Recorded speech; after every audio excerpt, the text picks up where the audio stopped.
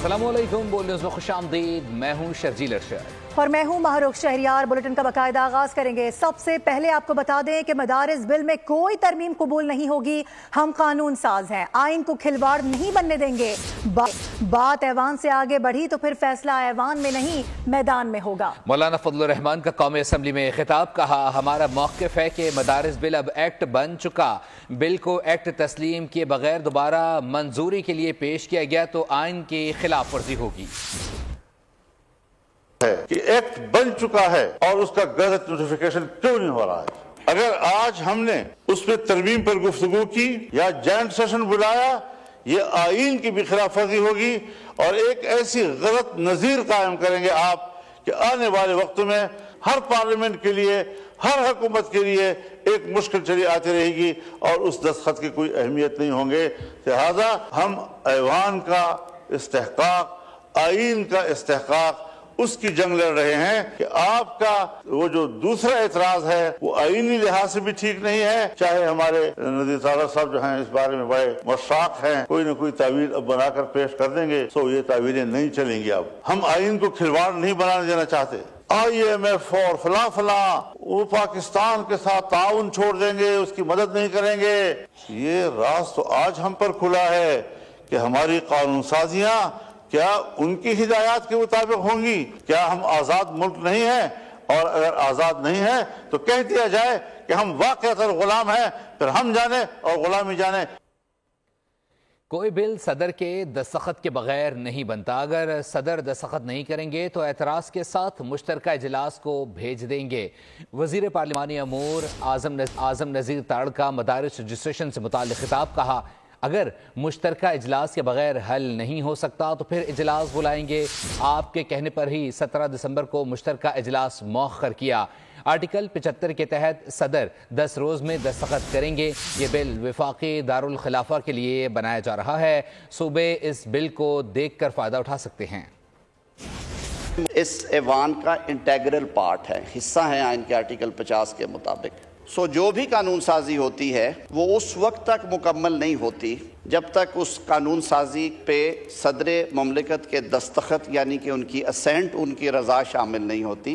वज़ीर आज़म साहब की आज भी वही पोजीशन है। वो कहते हैं कि हमने ये तय किया था कि ये बिल पास होगा, ये बिल पास किया, सेनेट ने भी, कौमी असम्बली ने भी किया। सदर मुमलिकत मोहतरम भी हैं और आइन में उनका रोल है। उनकी तरफ से एक चिट्ठी आई है, उसको खुले दिल के साथ हम बैठ के कॉन्स्टिट्यूशन के अंदर रहते हुए अगर कानूनी तौर पे ये इसी शक्ल में निकल सकता है तो सर आंखों पे इसको अच्छी तरह देख लिया जाए। और अगर जॉइंट सिटिंग है तो हम तो तैयार थे। मुझे सेनेटर कामरान मुर्तज़ा साहब ने गुज़िश्ता हफ्ते सेनेट में ये पैगाम आपका पहुंचाया, आप शायद कराची में थे, कि मौलाना फरमाते हैं कि 17 तारीख तक अभी कोई जॉइंट सिटिंग ना बुलाई जाए ताकि हम इसे बैठ के एक दफ़ा देख लें। तो हम और मुझे नहीं मालूम कि PTI ने सिविल नाफरमानी की कॉल दी थी या फिर वापस ले ली है। मैं अपने काम में मसरूफ़ हूँ, उसी पर तवज्जो है। सिंध इन मामलात में नहीं पड़ेगा। वज़ीर आला सिंध सैयद मुराद अली शाह की सक्खर में सहाफ़ियों से गुफ्तगू। कहा कि चारों सूबे मिलकर मुल्क की बेहतरी के लिए काम करें। सिविल नाफरमानी के बारे में ना सोचें, सिर्फ मुल्क के बारे में सोचें।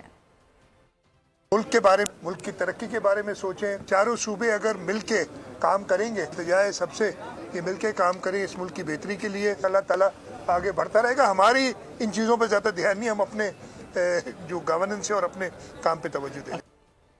PTI ने सिविल नाफरमानी की बंदूक तान रखी है। गन पॉइंट पर मुज़ाकरात नहीं होते। वज़ीर दिफा ख्वाजा आसिफ ने PTI से मुज़ाकरात की तरदीद कर दी। कौमी असम्बली में इजहार ख्याल करते हुए कहा कि सिविल नाफरमानी की कॉल देते हैं और फिर मुज़ाकरात का रोना रोते हैं। मेरी ज़बान जहर और आग उगलती है तो आपकी भी ज़बान से फूल नहीं झड़ते। 12 लाशों पर हम इन्ना लिल्लाह कह देते हैं। रेंजर्स और पुलिस की शहादतों पर अफसोस इसी तरह होना चाहिए। मुतल्लिक़ कहा कि मेरी ज़बान भी आग उगलती है, बिल्कुल ठीक कहा उन्होंने। मेरी ज़बान में भी कोई शरीनी नहीं है।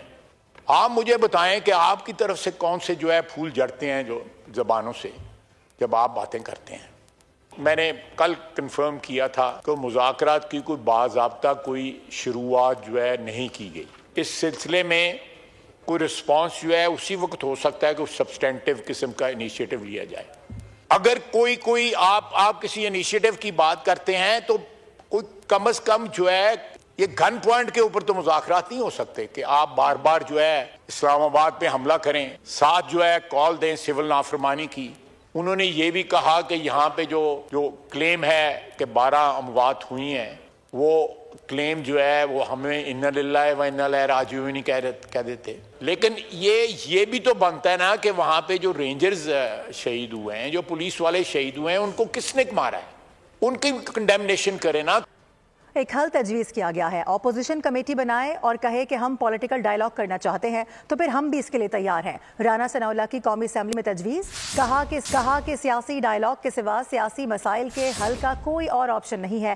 جب تک حزب اقتدار اور حزب اختلاف مل کر بات نہیں کرتے یہ سسٹم نہیں چل سکتا۔ یہ بات اس وقت بھی کہی تھی جب ہم پر مقدمات بنائے جا رہے تھے۔ پی ٹی آئی نے صاحب نے ایک کمیٹی بنائی ہے، اس کمیٹی کو بنانے کے بعد بجائے اس کے بعد شروع ہوتی تو اس کا جو ہے وہ آگے سے جو ہے وہ کوئی رسپانس جو ہے وہ اچھا نہیں دیا گیا۔ حزب اختلاف اور حزب اقتدار آپس میں بیٹھ کے ڈائیلاگ نہیں کریں گی، پولیٹیکل ڈائیلاگ نہیں ہوگا، یہ سسٹم نہیں چل سکتا۔ ڈائیلاگ ہونا چاہیے، بیٹھ کے بات ہونی چاہیے۔ اگر مذاکرات پولیٹیکل پارٹیز کے درمیان، فورسز کے درمیان ڈائیلاگ نہیں ہوگا تو بات جو ہے وہ آگے نہیں چلے گی۔ سول نافرمانی اب سے نہیں ماضی سے کرتے آ رہے ہیں، کیا ایسا شخص قیادت کا اہل ہو سکتا ہے؟ سندھ کے سینئر وزیر شرجیل میمن کی بانی پی ٹی آئی پر تنقید، کہا کہ بانی اور لیڈرشپ کٹ پتلی ہیں، ان کی ڈوریاں کہیں اور سے ہل رہی ہیں۔ پیپلز پارٹی مفاہمت چاہتی ہے، یہ دھمکیوں اور گن پوائنٹ پر مذاکرات چاہتے ہیں۔ پارٹی کہ سب کے ساتھ مفاہمت ہو، پیپلز پارٹی چاہتی ہے سب سے بات چیت ہو، پیپلز پارٹی چاہتی ہے کہ ملک میں کوئی انارکی نہ ہو، کوئی افراتفری نہ ہو، لیکن ان کی بدقسمتی یہ ہے کہ ان کے پاس جو حکمران ہیں وہ نااہل ترین ہیں، ان کے جو حکمران ہیں وہ افراتفری کو پسند کرتے ہیں۔ یہ سول نافرمانی تو اب سے نہیں کر رہا، سول نافرمانی تو وہ تب سے کر رہا ہے جب اس نے بجلی کے بل جلائے تھے، کبھی بولتا پاکستان پہ ایٹمی بم گرا دیا جائے خدا نہ خواستہ۔ تو جس شخص کی یہ سوچ ہوگی کیا وہ لیڈر بننے کے قابل ہے؟ خبروں کے سلسلے کو آگے بڑھائیں گے۔ آپ کو بتائیں کہ وزیر اعظم پاکستان کی زیر صدارت امن و امان سے متعلق ہونے والے خصوصی اجلاس کی اندرونی کہانی سامنے آ گئی ہے۔ اجلاس میں 26 نومبر کو ہونے والے پرتشدد احتجاجی مظاہرین کے خلاف کارروائی کی پیش رفت رپورٹ پیش کی گئی ہے۔ اجلاس میں انتشار بدامنی پھیلانے والے عناصر کے خلاف گھیرا مزید تنگ کرنے کا فیصلہ کر لیا گیا ہے۔ وزیر اعظم شہباز شریف کی زیر صدارت اہم اجلاس، ملک میں معاشی اور سیاسی استحکام اولین ترجیح قرار، انتشار اور فساد پھیلانے والوں کی سرکوبی کا فیصلہ۔ امن و امان سے متعلق ہونے والے اجلاس کی اندرونی کہانی سامنے آ گئی۔ اجلاس میں دہشت گردی کے حالیہ واقعات سے متعلق اقدامات پر بریفنگ دی گئی۔ وفاقی دارالحکومت کو محفوظ بنانے کے اقدامات تیز کرنے پر بھی زور دیا گیا۔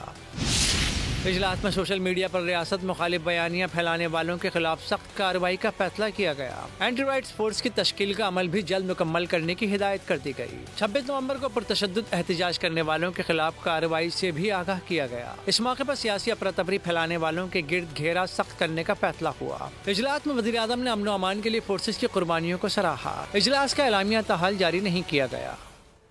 بانی پی ٹی آئی کی 6 اور بشرا بی بی کی ایک درخواست ضمانت پر آج بھی فیصلہ نہ ہو سکا۔ ڈسٹرکٹ اینڈ سیشن کورٹ اسلام آباد میں ایڈیشنل سیشن جج محمد افضل مجکر نے درخواستوں پر سماعت کی۔ دوران سماعت بانی پی ٹی آئی کی جیل سے ویڈیو لنک پر حاضری نہ لگائی جا سکی۔ عدالت نے جیل حکام کو ویڈیو لنک حاضری کے لیے دوبارہ نوٹس جاری کر دیا۔ درخواستوں کی سماعت 7 جنوری تک ملتوی کر دی گئی۔ ادھر لاپتہ افراد کا پروپیگنڈا ایک بار پھر سے بے نقاب ہو گیا ہے۔ پنجگور میں مارا گیا ڈاکٹر ذاکر حسین لاپتہ افراد کی 26 میں اس کے بھیس میں دہشت گرد نکلا ہے۔ ذاکر حسین 13 دسمبر کو ضلع پنجگور میں دوران آپریشن ہلاک ہوا تھا۔ ذاکر گوادر میں پبلک ہیلتھ کی واٹر سپلائی اسکیم میں سرکاری ملازم تھا۔ ذاکر ڈیوٹی کے بجائے بلوچ یکجہتی کمیٹی کے مظاہروں میں شرکت کرتا رہا۔ آپ کو بتائیں کہ بلوچ یکجہتی کمیٹی کی ذہن سازی کی بدولت خودکش حملہ آور بننے پہاڑوں پر گیا ذاکر حسین شروع سے ہی دہشت گرد تنظیم میں شامل تھا۔ اور بھی بتائیں کہ چین نے مریم نواز کو بطور نائب صدر نون لیگ پروٹوکول دیا۔ یہ پہلی وزیر اعلیٰ ہیں جنہیں ہیڈ آف اسٹیٹ کا مرتبہ ملا۔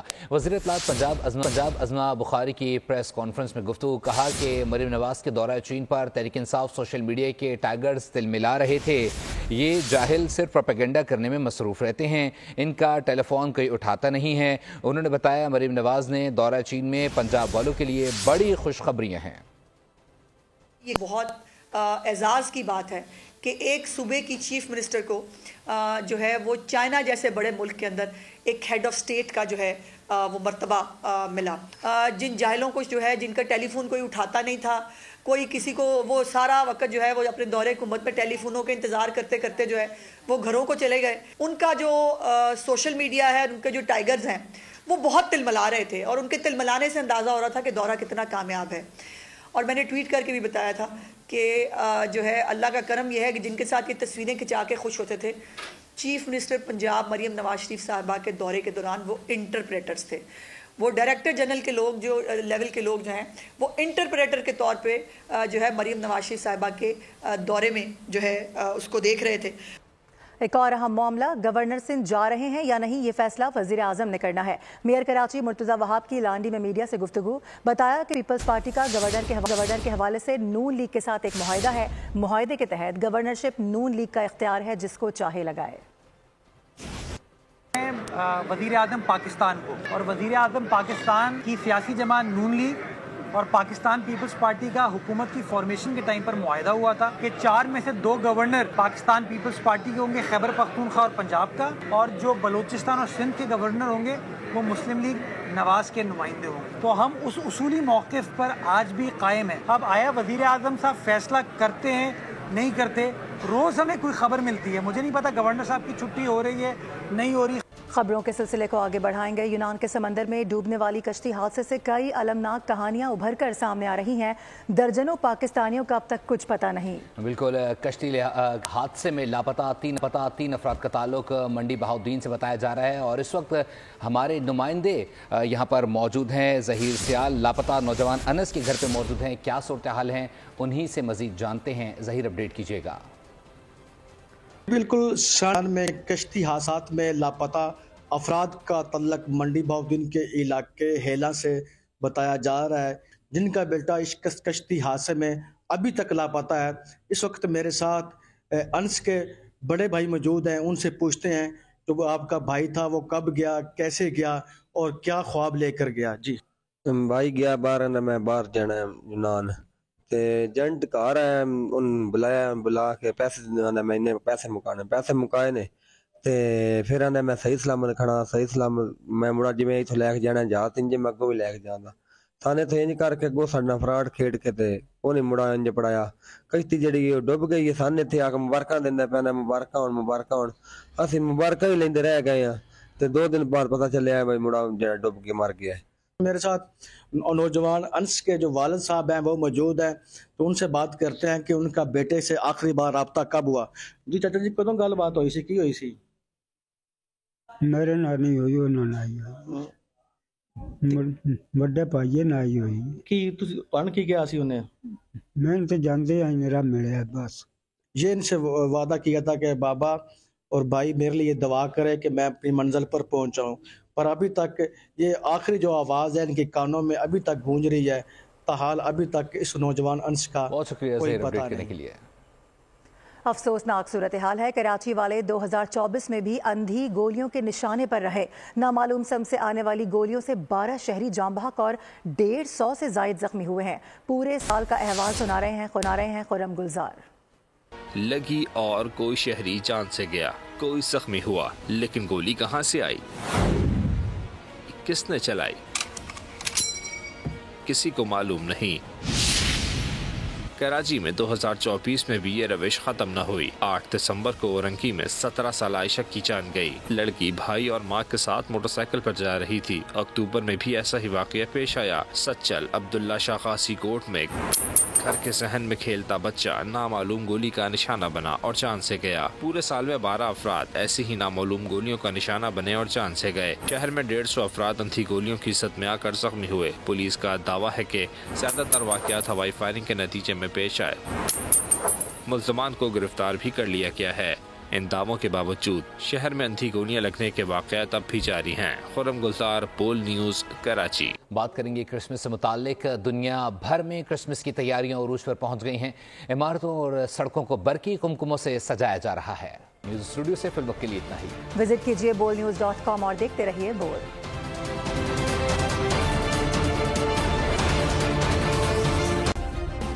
सब्सक्राइब करें और बेल दबाएं ताकि कोई खबर रह न जाए।